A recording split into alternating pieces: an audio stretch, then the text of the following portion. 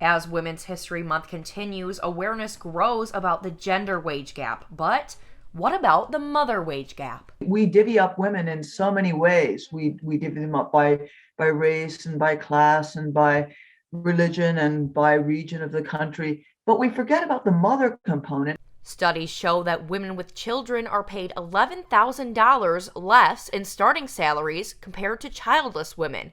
I think you have to kind of walk it back to why do we care about the wage gap? And ultimately, it's because it's a measure not only of our personal worth, but that personal worth then translates to economic worth, and then that has huge consequences. As for the reason for the gap, experts say it is a multifaceted issue. We're dealing with an old paradigm that doesn't yield to the real demands of motherhood.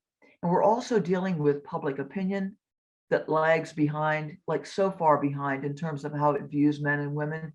For everyone that's progressive, someone's regressive. One of the largest factors being the stereotype that women aren't committed to their jobs because they often have to take time off for family obligations. If you call off for a family, they don't understand because they'll be like, oh, the residents come first too. I remember the kids getting sick for days and crying because my boss was going to yell at me and not knowing how I was going to find the time off. This dilemma contributes to the difficulty of mothers having to balance it all. Just missing more work and being more limited in your time. I have a great husband who helps out a lot, but still I think most of those responsibilities have always fallen to me.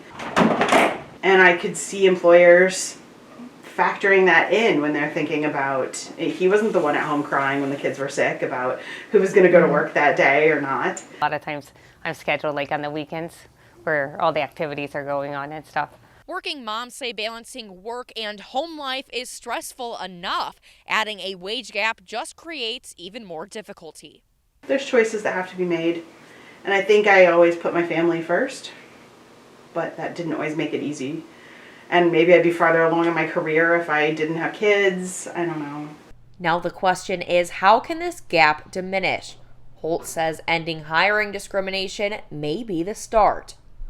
We have ultimately less control of the hiring situation than we realize. And altering the way women are commonly perceived. So we have this kind of strange stereotype that women with children are less bright. Which one is this one? Mickey Mouse. Than other women, and those women are obviously less bright than men. While the challenge may be difficult, this doesn't stop women activists and working mothers from trying to overcome this obstacle. Mama. For TV2 News, I'm Alexandria Manthey. House again?